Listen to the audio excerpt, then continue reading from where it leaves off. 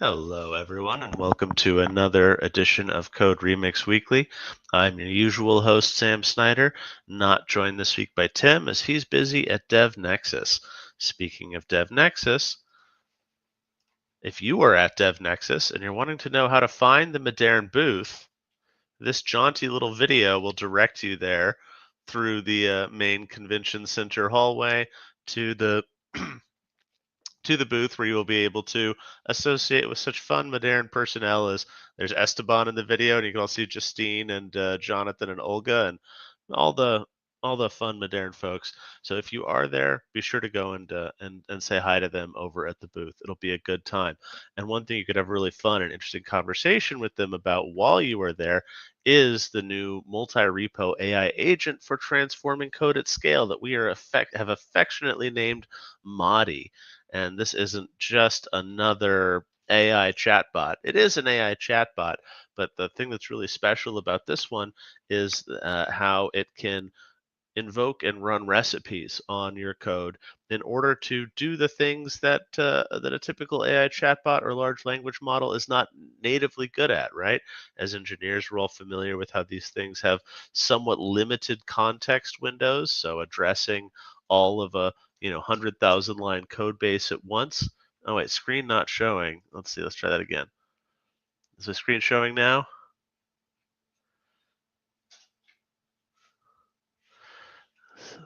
All right. Hey Dustin, is my screen showing? Can you see my screen? I mean, I can see it in our app here, if that counts. I've been able to see it the whole time. Okay, well at least I'm not crazy because like I see the screen is sharing. Okay, last time, yeah, Jida still can't see it. Now it is. Okay, so it's weird. It seems like the trick to get the screen share to show up. I had this problem last week where I was sharing the screen for 10 minutes and I didn't have a guest with me to verify at the time, but it wasn't actually showing up on the live stream until I clicked on one of these messages to, pop up on the screen. And as soon as I did that, then they could see the screen. So I don't know. But anyway, technology, right? Technology, right? Well, let's just roll that back a little bit. We'll just do the jaunty video. So if you're at DevNexus, here is the path that you can take in order to find the Moderne booth. Yeah, not too far from the entrance, and yeah, we have a really fun selection of Moderne staff there. And apologies, I'm still recovering from a cold, so I maybe have to pause at an inopportune moment to hopefully mute myself in time before I cough or sniffle too disruptively. So thanks everyone for your grace and understanding in that regards. Anyway, so on to the, Madi, this multi-repo AI agent is a Yep, already shared the link in the chat here, but really cool thing which extends the capabilities of these AI language models with the capabilities of Open Rewrite. It has sometimes been observed that these AI tools are good at the things that the computers are bad at, fuzziness, ambiguity, natural language, and bad at the things that computers are good at, actually structured information processing and retrieval. So I think the really interesting kind of key innovation here, and one that we'll surely be talking about in more depth on this stream, possibly as soon as next week, is how we can go back and forth between open rewrite and the large language models in order to kind of play to the strengths of both. And then our kind of final announcement for this week is this excellent blog post by our new Chief Information Security Officer, Dustin Lehr, uh, about some culture issues that he's run into with making security organizations partner well with developers and operate effectively in the past. Speaking of, welcome to the program. Oh, I should share the link to this so that anyone can who is interested can check this out. There we go. And so, speaking of, welcome to the program for the first time, our new CISO, Dustin Lehr. Dustin, pleasure to have you. Absolutely. I'm really happy to be here on the show and as part of Moderne now. It's my third week. So Yeah, lots to learn, of course, but super excited about everything that we're doing. yeah, and excited to have you. There's so much security relevance to the automated transformation of code and dependencies at scale. And early on, we had like Jonathan and Olga and I and the other early employees had some sales calls or some attempts to like sell the product or introduce open rewrite at organizations that did uh, that we thought would be really excited about what we were offering that were just not interested. We found that we were talking to security teams and we are being like, hey, you're generating these reports showing what the vulnerabilities in the software are. We would love to help you actually get those fixed, right? Like you're running the report and you're seeing the same entries on it week after week, month after month. Like it's obviously hard to get the changes actually through. This is something that Moderne and Open Rewrite can help with. Aren't you excited to finally like remove items from the report? And we were surprised that some of the teams we were talking to were not. They did not seem to care about actually making the entries on the report of potential problems go away. And that was uh, um, some some icy water splashed in our face. Like, why aren't they as enthusiastic about this as we thought they would be? So Dustin, why weren't they enthusiastic about that? Well, I would be. Let me be clear about that. Which is good, and we probably wouldn't have hired you if you weren't. Absolutely. So, I mean, I was a software engineer myself for over a decade. And when I saw what Open Rewrite could do and what Moderne was doing, it was instantly attractive to me. I think this is something that the security industry needs to embrace a little bit more. And that's not it's going beyond. It's becoming a little bit more of a bridge, right, between security and development and going beyond just throwing issues over the wall, which is what I think the traditional approach is. I've seen that. I've seen leaders do that. I've been expected to do that in some cases as well. Like, hey, our responsibility goes to right here and no further. All you need to do is Yeah. scan the code base, send it along, and then we're good, right? Like you've done your job at that point. And as a developer, I mean, frankly, I joined the industry Hmm. because I wanted to help fix some of this stuff. When you hear about, some new industry or whatever that you want to join and you get excited about what they're doing and you're like, I want Uh-huh. to be part of that. Uh-huh. For me, it wasn't that. Okay. I joined because I was like, okay, I've been on the other side of this. I've seen how security teams are treating me as a developer Uh-huh. and my fellow developers. I don't like it. So what I can want I to do it do to get right. involved to help fix it? Right. And Yeah. that's really been my approach ever since I've been part of it. That sounds very familiar to me. I mean, I got into working on developer tooling and developer productivity because I was, feeling as a developer, feeling poorly served by my development environment. And I just kept fixing issues with the build or the tests or the tools we were using until I found that I was doing that all the time instead of features. And now finally found a place where my features and that are kind of one and the same. So that sounds very familiar to me. I have, not to denigrate or say that there aren't great people who started off in that area their whole careers, but I've definitely noticed that some of the best security people and some of the best specialists in fields around or connected to software development were software developers who then specialized rather than like someone who started there and like stayed there the whole time. So Yeah, that's familiar absolutely. to me.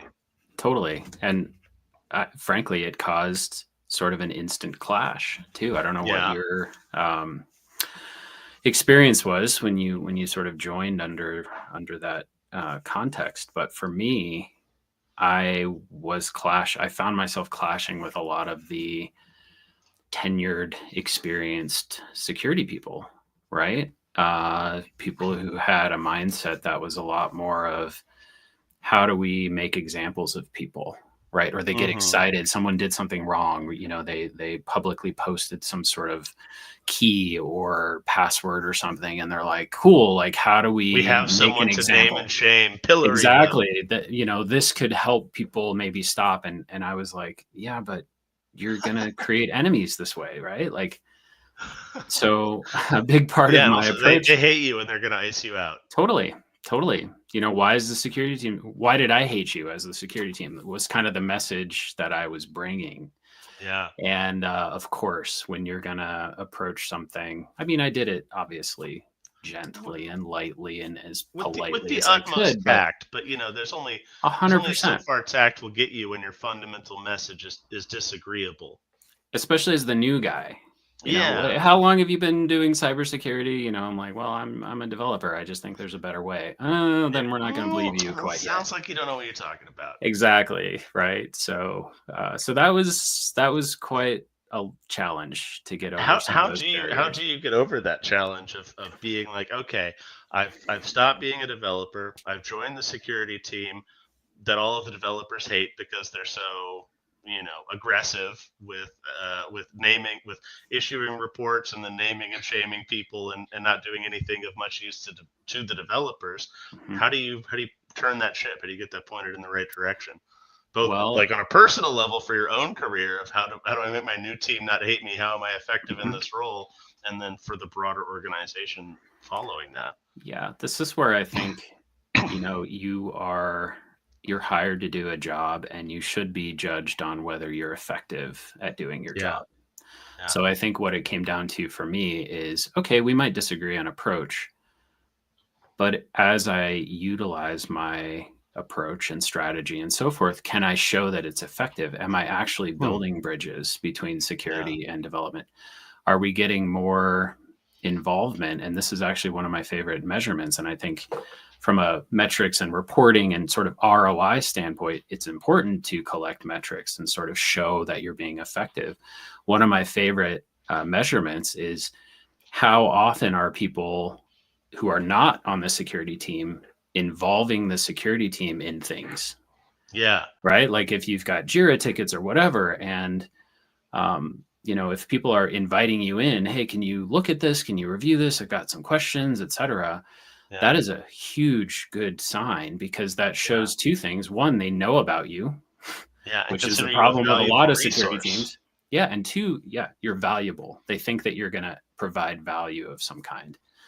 So measuring stuff like that. Hey, look, our invitations to get involved have increased over time. Yeah. We must be building more solid relationships and more bridges across the organization. Totally. Hey, look, some of the stuff that I'm suggesting that we do is working, which doesn't mean shaming people. Maybe it means right, encouraging people and highlighting developers and others across the org who are doing well when it comes to security.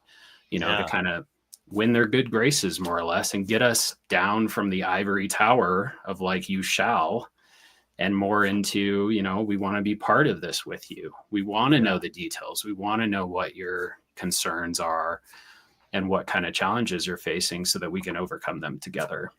Yeah. Yeah. Your story of measuring success in part by being involved in the discussion reminded me of early in my career. And this wasn't my story, but a friend told me this, that on their team they had a meeting scheduled not in their normal building but in the next building over, specifically to avoid anyone walking by and noticing them in there. And the point of the meeting was how they could avoid talking to project management, right? In this case, it wasn't security that they had this pathological relationship with. It was their product owners and their project management. And I was like, wow, your team is fucked up. And that's a situation that I think is probably pretty familiar to a lot of organizations between their developers and their security teams of like, how do we avoid these nosy jerks sticking their nose in our business and messing up our timelines and haranguing us about things. So so I'm very interested. You start demonstrating that your way is more effective in terms of building bridges. How were you able to like bring the other security guys kind of around to that approach within that organization that you were in at the time? Yeah, some. I mean, look, I was brought into the security industry by who I would consider to be a pretty visionary, forward-thinking leader. Oh yeah, I had his support, period. Right? He was my direct that helps a lot. boss, and that was huge. Did everyone else get on board? No, not everyone else got on board. You never get 100% of people for anything. No, but certainly the way that I was approaching it and sort of teaming up with my supervisor at the time to help influence the others on the team and so forth was huge. And the other thing I was able to do is, I hired an AppSec team at that point as well. So I was able to find people who had a similar mindset, and we started moving and shaking. Like, this is the way that I saw our team, is to some degree, we're coming with a new message of doing security the right way, secure by design, secure SDLC, all of those concepts. So we were a new team that I was putting together. And through demonstrating our effectiveness and so forth, I think we were successful. Like, we won hearts and minds across not just within our security org. Again, not everyone. We still had non-believers all along the way. Sure.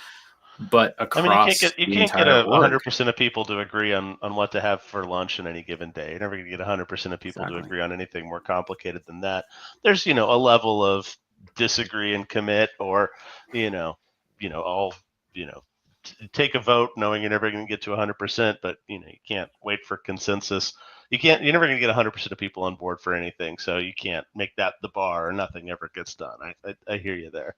Exactly. Yeah, and I talk about this often, actually. I like to use the diffusion of innovation normal curve. Have you heard about this? No, please tell me about the diffusion of innovation normal curve. Yes, maybe do a Google search and bring it up if you don't mind, or I can also share my screen if that would be easier. Yeah, go ahead, share your screen. If you already have a source for this that you like to use. I'm familiar with the normal curve machine, but I can bring it up here really, really quick.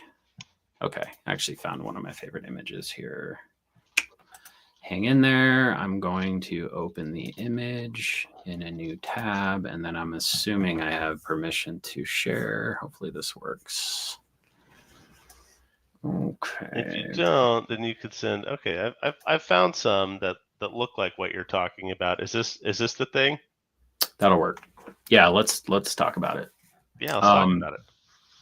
So the idea is that this represents a population, right? Right. And this comes up whenever you try to introduce a change to the population, or you have a new product, let's say, that you're trying to sell to the population. I like the idea of using smartphones as an example here.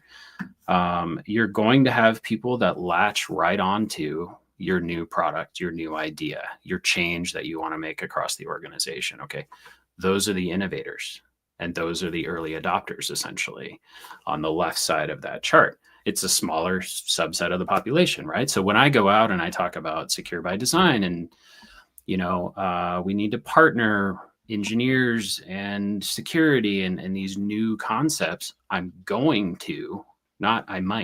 will find some people who will latch right onto that idea, assuming the population is large enough, of course.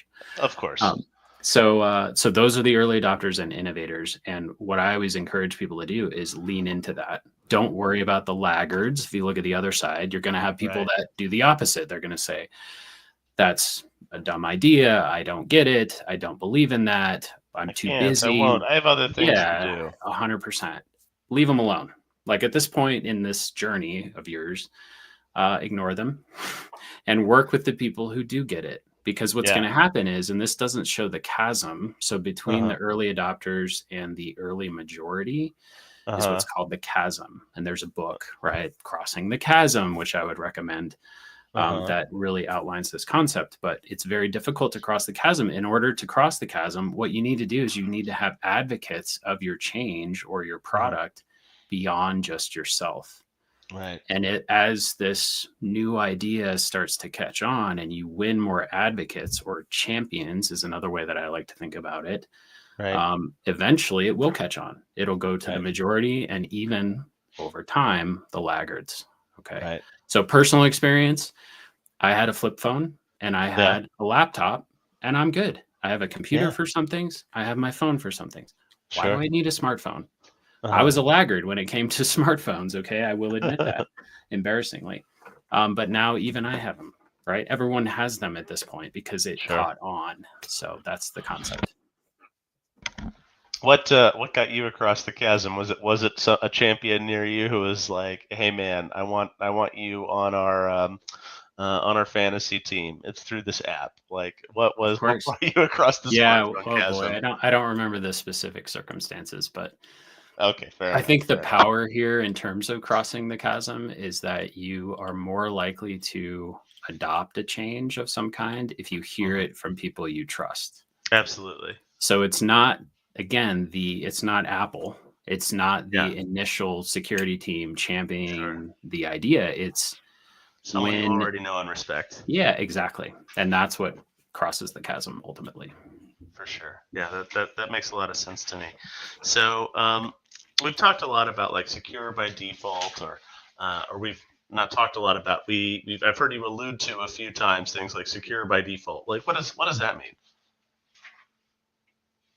Yeah, secure by design is something I referred to a couple times, and secure by default is something else we should also talk about. So the way I think about secure by design is designing for security from the start is kind of a good Hmm. way to think about it. So Hmm. when you reach a point where it makes sense, and that this is kind of a broad topic that we should go into, but Sure. when it makes sense to start taking security seriously in the products that you build at your company, which Hmm. is not at the beginning.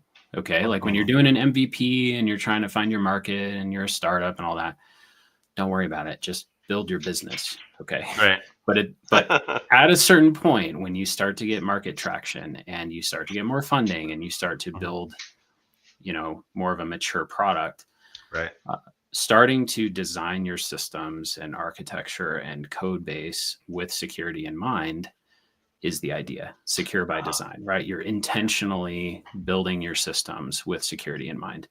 Hmm. And that saves a lot of headache down the line. It's kind of the For way to sure. think about it. It's very similar to like a technical debt approach Hmm. where, right? Maybe you build technical debt at the beginning because you're, again, trying to find your market and you're trying to build a product that you're Right. trying to just get code out there. So you're accumulating debt.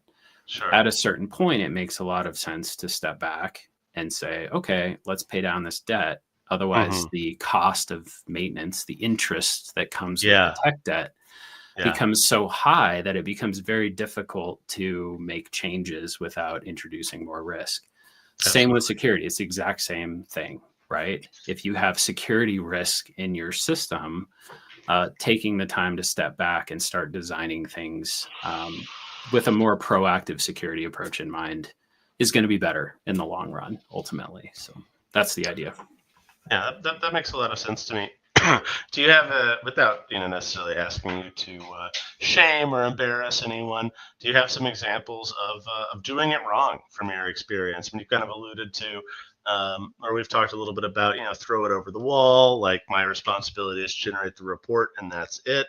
Do you have any maybe colorful examples of pathologies that you've seen in culture or technology?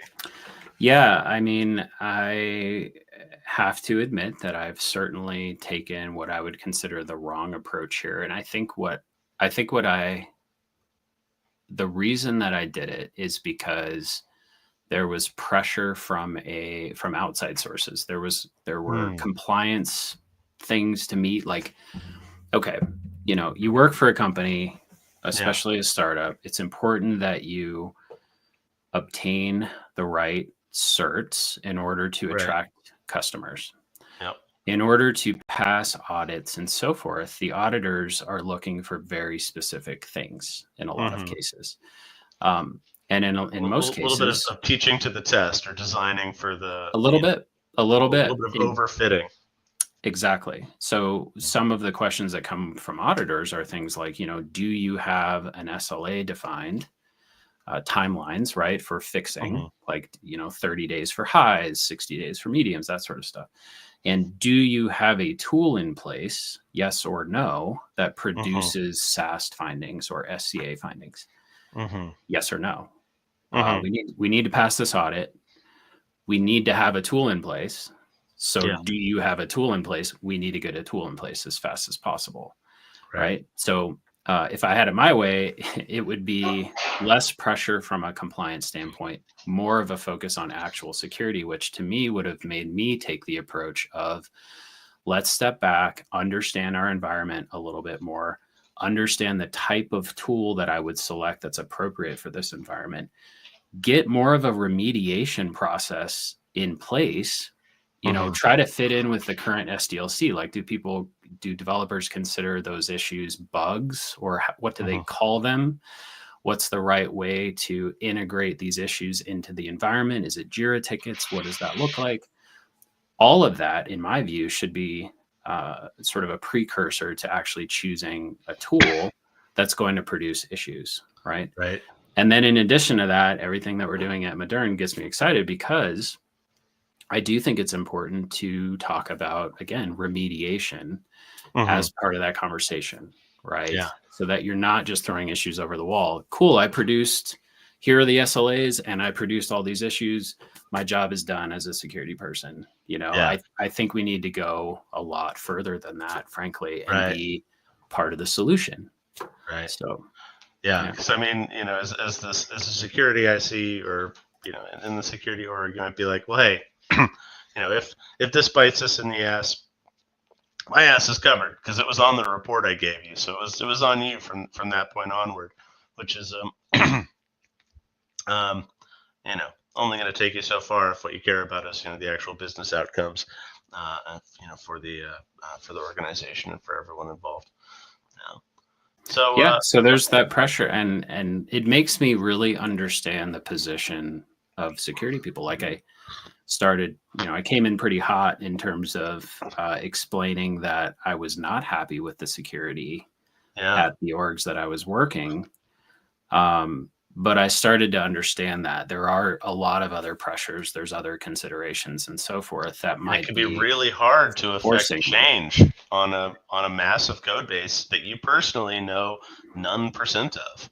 Yes, exactly. Exactly. Which is why the partnership comes into play. Yeah. Like, in my view, there's knowledge on both sides that needs to be combined for the best Mm-hmm. case scenario. Security people know some stuff, developers know some stuff. To expect either side to know everything about the other side doesn't make any Unreasonable. sense. Yeah, like, developers who are like, why don't you know the code base? Why don't you fix it? Don't Yeah, you like, know the code well, base? how could I? It's all we have 10 million lines of code at this company. Exactly. Some companies have 100 million. Like none of the Yeah. developers know it all Or there's either. 5 AppSec engineers. There's like Mm-hmm. 500 developers. Like, can we For just do the sure. math here, right?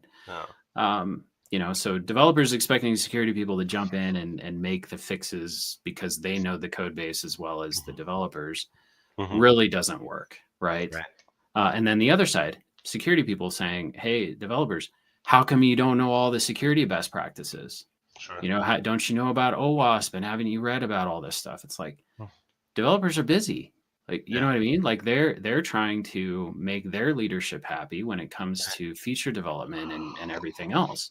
They have other concerns. So it's really when you sort of combine those and you play the strengths, So what right? does a Where really you have the effective best combination look like? scenario. You have your 5 security people and your 500 Mhm. developers. What is the best partnership there? How do they get together in the most productive and happy way? Oh, it's such a great question. Yeah, I actually, so I answered this as part of the LinkedIn Blog post. post. There was one comment that somebody made that was kind of around the idea of accepting risk or exceptions. Yeah. And I talked about ideally, here's the process. So let me outline it now. So um, I do think that the security team should be responsible for more or less the verification of the security across the code base. Okay, Mm-hmm. that means working with the developers. That's important to choose a tool that's going to do that the best for the Mm-hmm. organization, and then signing up to deploy and maintain that tool, including tuning it. Okay, so um, I think when you deploy a brand new tool, you certainly might find that there are certain rules that apply better than others, Sure. as an Absolutely. example. And this is something I typically recommend, and that's don't throw everything out there at first. Like find the few rules and tune down to those that are going to make the most sense for your org to start tackling first. Right. Okay. Let me pause there because I think you might have had a question or comment. Oh, no, I was just thinking that this makes a lot of sense. If you, I mean, I'm thinking about not even necessarily from a security standpoint, but it's partially a security standpoint, but like these SAST tools or spot bugs or Coverity or SonarCube or whatever, and Mm-hmm. you already have this long to-do list of features and bugs and customer requests, and then you turn on one of these guys and you just get a list, or even just like your compiler warnings, right? You start looking at those like, oh, another 4,000 low priority things to deal with. Let me Yeah, just add those right to the bottom of the to-do list, well below the cutoff line of I'll ever actually get to it. So much more success would be exactly. like, let's do this one thing. Let's pick the Yes, most important one thing and let's get that sorted out everywhere. And after we've got the CSRF protection or the SQL injection or the whatever it is, then we can turn on a second thing and we'll start you talking got about it. that thing. That's exactly right.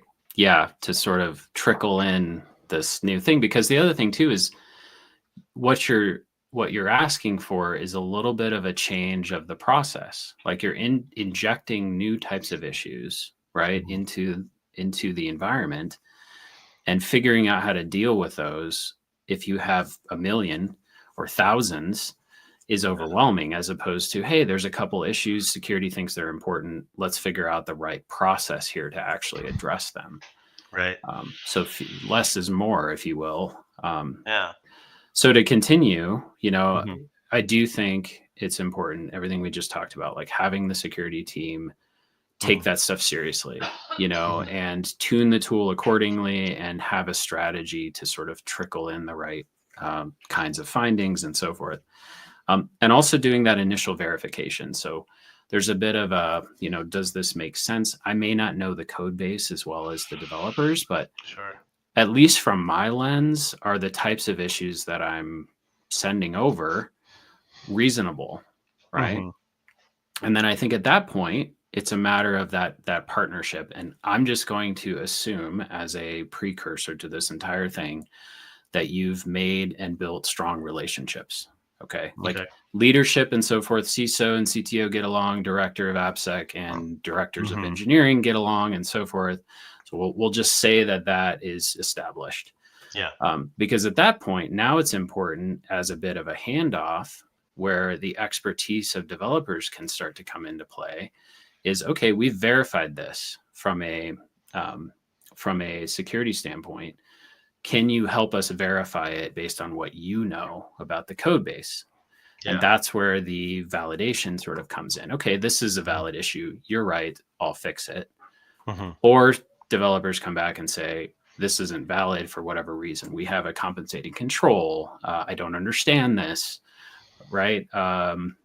Is this really exploitable? Like all these questions can start to be asked for Mm-hmm. the security team to essentially partner with the development team to answer those questions. And then at that point, the expectation, if it's valid, would be to fix the issue, or we create an exception, or we sort of pass it up the management chain, if you will, to Right. accept the risk, Right. which is a total valid uh, approach, right? You can say, hey, okay, this is a risk for whatever Mm-hmm. reason. we're deciding to, almost like a tech debt, or maybe Mhm. you're at a certain stage in your company maturity, whatever it is, to not fix the issue on purpose and document that fact. Yeah. And that's what I think is the best case scenario for how the team should work together, at least when it comes to result like SAST or SCA Yeah. sort of scan results. Yeah, what you're saying about managing risk reminds me a little bit of some conversations I've had with my father, who is an attorney in the corporate world. He's a general counsel, and so he gets consulted by various teams and people within his organization about things they want to do, and asked like, "Is it okay if we do this?" And he's often like, "Well, if you take this strategy, you have these set of risks. And if you take this strategy, like you have these set of risks. Like these people might object. Here's a problem you could run into." And often he'll have one of these conversations and present the risks and nuances. And at the end, the person he's talking to will go and be like, "Okay, legal signed off on this one." And he's like, "Well, that's not exactly what I did, but I suppose so long as you're happy, we'll go from there." And what you're saying about maybe mitigating and accepting a certain amount of risk as inevitable reminds me of that. Yeah. Yeah, I've run into this a lot actually, where folks almost just want the sign off. I just want the security team to tell me, is this okay or is it not? Yeah. And I think that's a little bit of a rough position A little bit to be in. reductive. Yeah, exactly. Just like you said, as an Mhm. attorney, it's like, I didn't necessarily sign off on this. Yeah. What I did is I tried to express the risk in a way that you Yeah. could understand so that you could make a decision. Yeah. Because ultimately the accountability is on the business. And Right. someone who has an internal legal counsel knows that as well. Like my legal Yeah. counsel can help me navigate, the laws and make informed decisions. But ultimately the decision is on me. It's not like I can blame as a CEO or whatever. Blame my internal. Yeah, that's not going to You hold can't up. sue me. My lawyer told me it's fine. Exactly. Not going to hold up. Right. And I not think it's the gonna hold up. same with security. Yeah. Yeah, definitely a strong aspect of risk mitigation, and then acceptance. So I guess, how do you, it seems to me that a strong part of security, or an important part of security, is planning for what you will do when things go wrong, right? Accepting that you're not gonna succeed at preventing 100% of problems. How do you plan or prepare for the percentage that you don't block? Like, how do you deal with it when things go wrong, or how should an organization think about accepting and then dealing with the consequences of it not working out the way you would hope it would? Yeah, I think this is a great topic because we did talk about secure by design, which is certainly a preventative measure. I don't recommend starting with preventative measures. I actually recommend starting by putting reactive controls in place. What's a reactive control? So think incident detection and response. Okay, yeah. Okay. How can I monitor my systems? How can I set up alerts? How do I detect anomalies? Right. This is behavior that I didn't expect. How can I log what I need to log, right, to make sure that I know what's actually going on in my environment? Yeah. And this could be corporate, right? Your machines, your servers, et cetera. This could also obviously be focused on your product, right? How do you know that people aren't abusing your product? Right. That's where I like to start. And that's where I'd recommend starting. There's a couple reasons for that. One, it is a very important thing, like, right? Because part of what's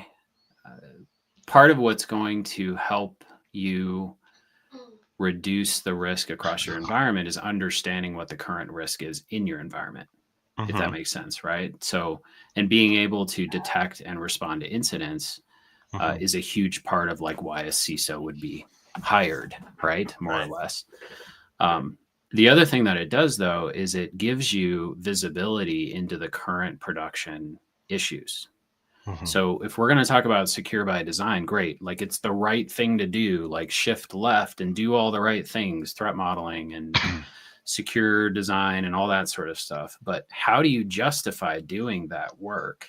Right. Training, right? How do you justify your developers taking secure code training if you can't demonstrate that your current production environment has issues of some kind, right? Because if you do all of this analysis, let's say you bring someone in to do a third-party pen test and they look at your environment and they don't find anything at all, which won't happen ever. But if they do that, what are you doing? Like, why would you need to put additional training and secure by design and all these extra things on top of the current system? If the system seems to be working pretty well, we don't have we don't have any risk in our current environment. But that doesn't happen, like I said. So what actually happens is when you do find that risk, now it's a matter of responding to it quickly, obviously, especially if it's an incident, and then doing more of a root cause analysis to figure out how that specific vulnerability or incident happened. And from there, you start to put those preventative controls into place because you have a story to tell. Yeah. Right? Hey, we ran into this issue. Crucial. Yep. We had this issue. In order to prevent it going forward, this is what we do. These are the controls we have in place. Yeah. That's kind of it's kind of true of almost anything you might want to do. If you can't tell a good story about why it was necessary, what the benefits of it were, like, it almost doesn't matter what you did. If you can't show people that it was valuable, you're never going to get any credit for it. And you'll always be blamed for the costs that are observable anyway. Yeah, we have a saying in the security industry: never waste a good incident. Yeah. You probably heard that one. But that's I've heard lots of variations, including, in politics, never waste a good crisis, similar sort of thing. Sure, of course. And equally sort of political consideration as a lot of it, a company is a political organization you get things done by persuading people that they need to be done. Exactly. Yep. Yeah, that's cool. So how can where does Moderne, where does automated code remediation at scale fit into this? How do we help not just one company but the industry as a whole be better at this stuff? Yeah, I think it comes down to bridging this gap, like we were talking about earlier, instead of just showing or sharing findings. From a compliance standpoint. Hey, here we have a scan tool. Here's all of our findings. We need to go beyond that and actually start helping with the fixes. Yeah. Okay, fix recommendations, but also what's better is some sort of push button fix. For sure. Upgrade my libraries. And what I really like about Moderne is the current focus on modernization and specifically the third-party library aspects of it. Right. So keeping your libraries up to date. This is what always baffled me. Most of your code is not written by you, right? Yeah. Most of your code is written by third parties, open source, whatever it is. Yep. And in a lot of cases, sure, there's flaws, there's security issues, et cetera, that happen. But patches are released. So not only did you not have to write the original code, you're using a library, et cetera, that someone else wrote, but they're actually actively fixing issues too. Yep. So isn't it the least you can do to just upgrade? Incorporate the already coded fix into your code base. That's it. Yeah.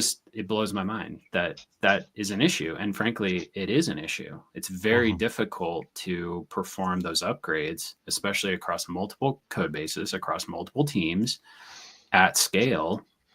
The list of issues includes testing, coordination, right? Especially if you have shared libraries across multiple services or code bases, et cetera. So it's not easy. Okay. And what I love about Moderne and everything I've learned so far is it makes it easier to do those upgrades. Okay. Not only can you write recipes to do the actual upgrades across multiple code bases at scale, but you can also incorporate the code changes that would have to go along with those upgrades too, which is amazing. So that's what I'm excited about. Yeah, absolutely. Yeah, just reflecting on sometimes when updating a dependency version has been a real pain in the ass, has often been a situation where it's like, okay, I have a transitive dependency, right? Like I use Spring or whatever, and through the reference chain, it depends on Jackson, and being a serialization library, there will never be an end to the number of security vulnerabilities that will be discovered and then patched, because that's kind of just the nature of serialization and deserialization. You're turning a stream of data into code, into objects that have behavior associated with them. There's just all kinds of opportunities to craft a malicious payload that's deserialized into a malicious behavior in the end system. But yeah, you have a transitive dependency like this. The version of Jackson you're on needs to be updated, but that version of Jackson isn't compatible with the version of Spring you're using that brings it in. So if you update the transitive dependency, your direct dependency breaks. You gotta wait for the direct dependency to be upgraded to a version that has the new transitive dependency, and you can get into those really frustrating situations. Oh, but the new version of Spring isn't compatible with this other totally unrelated dependency that you're also using, that you just run into all of these compatibility headaches. And there's no silver bullet for for some of that. At some point someone's all the things have to be fixed and released and updated. But I with security vulnerabilities in particular, I do kind of like look forward to an era where not only do we the next 0 day that comes out, the next big log for shell or whatever it is, we don't just get like the disclosure that, hey, this is an issue, everyone start running to update your dependency as fast as you can. But like the disclosure comes with a PR campaign of like, hey, all of open source, at least, and maybe all of the Moderne customers, here's the PR being sent out via recipe to update all of your code to the dependency versions, and also make the code changes to address it, and could just like really shrink that window that a threat actor has to act on a disclosure to if not down to nothing, then as close to as possible. 100%. Yeah, log for shell was a disaster, and certainly exposed a lot of shortcomings, I think, with the industry, which included, do we have a good handle on what's even in our code bases across our company? Yeah. So that was very eye-opening for me, and I've taken a lot of steps to ensure we have things like asset inventory systems, et cetera, to really understand the code base and the apps that we support and so forth, along with their risk, which I think is really important. So I like what you're saying about, if the next log4j happens, I like the idea of us being there releasing a fix alongside of all of the disclosures of the actual vulnerability. I think that would be huge. Yeah, I hope that we do. I hope that we don't let a crisis go to waste, and everyone deals with it manually, when maybe we could provide everyone some help, and maybe show some early adopters, or do a little chasm crossing to be like, hey, you had to deal with this manually, and man, what a pain in your ass that was. Didn't that blow up your whole week or your whole month or your whole business? Maybe there's a better way. Maybe we could all work together on that to some extent. Yeah, definitely. And I think what I also like about what Moderne is doing is there's a major focus on depth of understanding of the code base too, through the LST, right? Yeah. And I think that is very attractive as well, because I do think there is a place for AI, et cetera, to help make the changes necessary in our code base. But I also find that a lot of the tools that are out there are vaporware-ish. It's like very simple, text pattern matching, right? Or AST-based approaches that just don't hold up. And that's really what I was looking for, is like Should I get involved in some AI code fix company Right. that doesn't have this same depth of understanding? So that's why I was really happy that I found what Moderne is doing. Yeah, if you can't tell the difference, that's yeah, one reason. Going back to talking about Madi, our new chatbot that can run recipes and such, like why that's so impactful is like it doesn't matter how good your LLM is, right? It doesn't matter if you have an LLM that's way better than anything that's on the market today.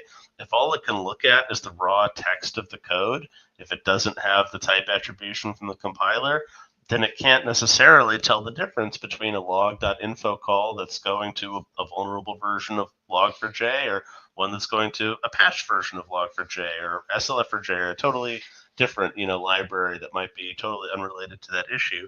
And if you have a really large code base and you're trying to use automation to understand what you have going on, like the false positive rate doesn't have to be very high before the noise drowns out the signal completely. So, yeah. 100% garbage in, garbage out. This has been my thought since AI started to get popular. AI, I'm going to put in quotes.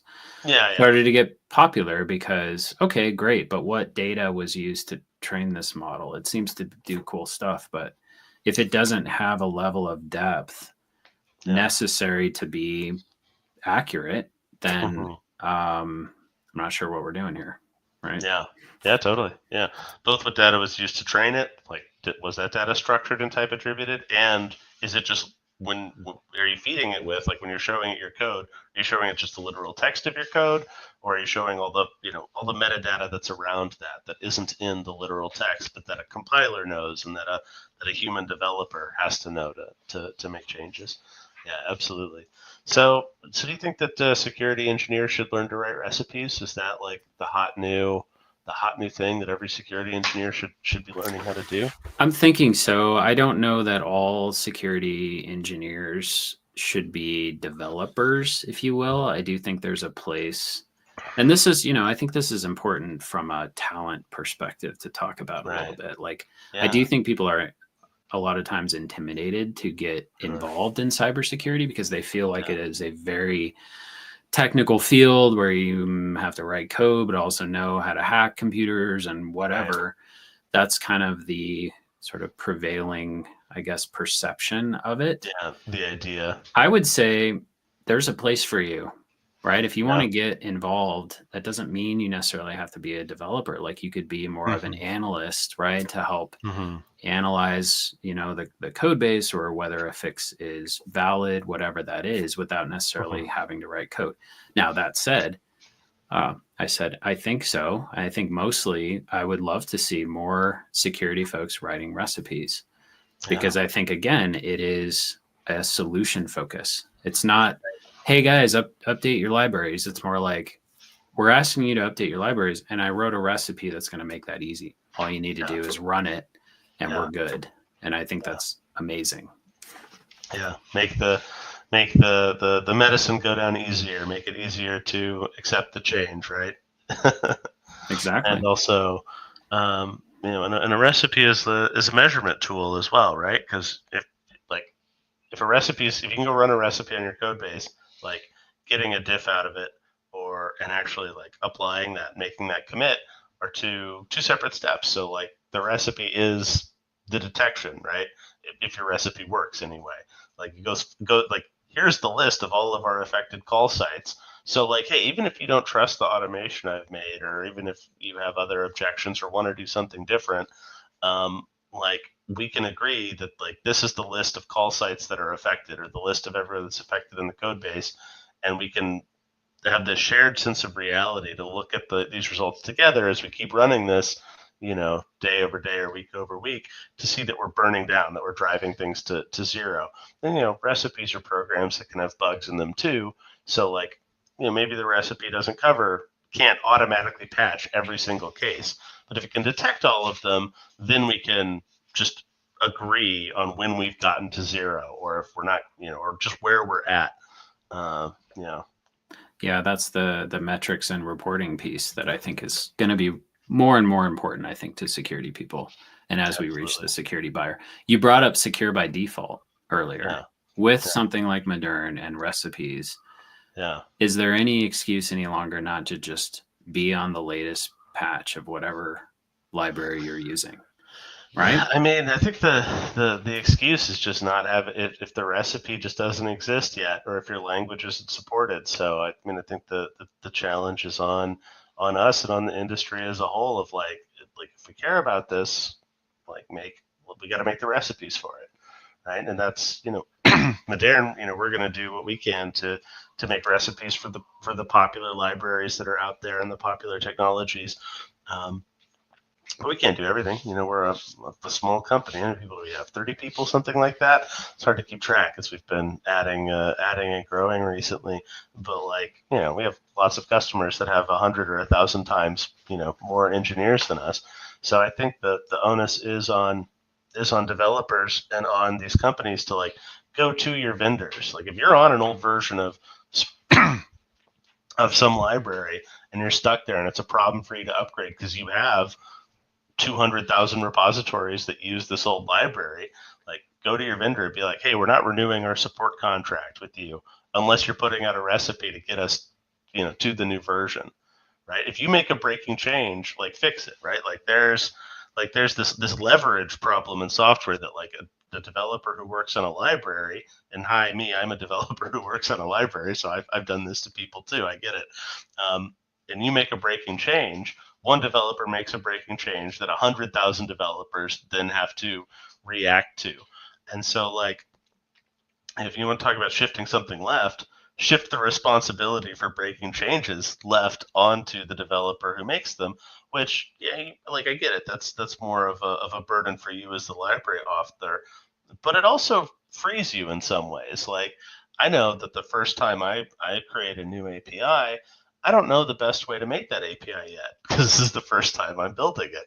And after I put that API out there and I know how to do it right from having done it once already, I'm like, oh, now I have a problem of if I want to fix it to make it better than it is, I'm going to break my early adopters. I'm going to break the innovators, those people who put their faith in me and started using it right away.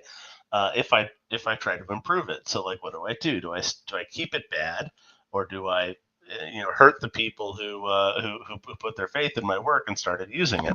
Well, if you can make breaking changes less painful, then you yourself as a library author can innovate more boldly and with greater confidence, and that you can keep changing things without making all of your users and the people who trusted you suffer as a consequence.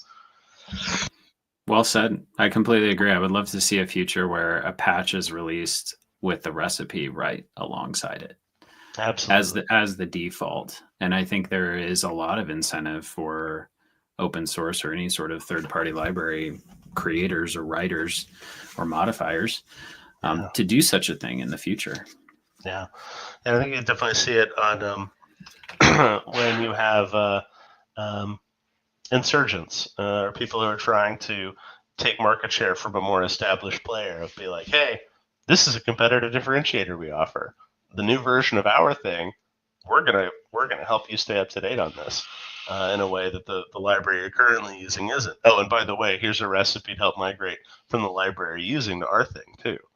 Right, so there's oh my gosh, I love that.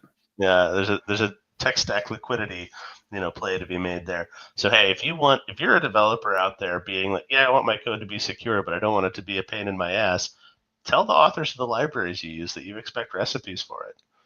So the concept of tech stack liquidity. Mm-hmm. Can you spend a second explaining that to our listeners, which you probably have gone over it before, but for me, no problem. Preventing vendor lock-in, Yeah, right, is a security concern across absolutely. the board. And I would love to have you explain that to folks. Yeah, absolutely. I mean, it's a common business strategy, not just in software, but everywhere, frankly, to offer a product at a steep discount for free or for cheap in order to drive adoption. And then once people have adopted the product and have gotten used to it and depend upon it, well, then you could jack up the prices. or can stop providing such a good service because you feel that you've captured your customers or captured your market. And so and sometimes vendors who pull plays like this are right that they really do have that there is no competing product, or it's too hard to move from your product to that competing product, whether it's another commercial offering or an open source offering or whatever, and will and be able to get away with turning the screws on at least their largest and potentially most profitable customers. But if it isn't that hard to switch to an alternative, if you then vendor lock-in doesn't have to lock you in, right? If you can escape from the clutches, then you're not trapped. And when they try to raise prices on you 100 or 1,000 percent or whatever it is, you could be like, nah, no thanks, don't need that. Come back with a more reasonable offer, and maybe we'll talk. But otherwise, we're going to use this other thing. Again, happens all the time in the security industry, especially from larger vendors who have more of a corner on the market in some things. Mm-hmm. So yeah, being able to free yourself to make, the best decisions appropriate for your business, et cetera, which might involve changing technology, migrating right from one tool to the other. The fact that we make that easier for you, I think is awesome. So I'm excited about that side of it too. Yeah, lots of potential. By the way, Dustin, it's been a great conversation. I'm sure we'll have you on Code Remix again. Thanks for coming. Thanks for talking this stuff about me, and I look forward to the stuff we're going to do together. So absolutely, thanks for having me. Pleasure to have you. Yeah, take care. And thanks everyone for watching. See you next week.